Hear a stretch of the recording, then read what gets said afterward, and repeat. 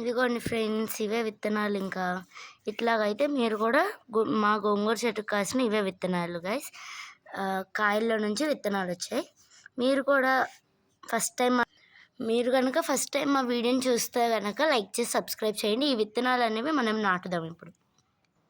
ఆగాగు. ముందుగా మట్టిని ఈ విధంగా సర్కిల్లో లూజ్ చేసుకోవాలి. ఈ సర్కిల్లో మనమైతే ఈ విత్తనాలని నాటాలి.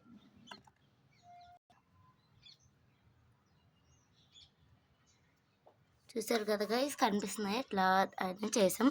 లైట్గా అయితే మట్టి వేయాలి. ఇట్లా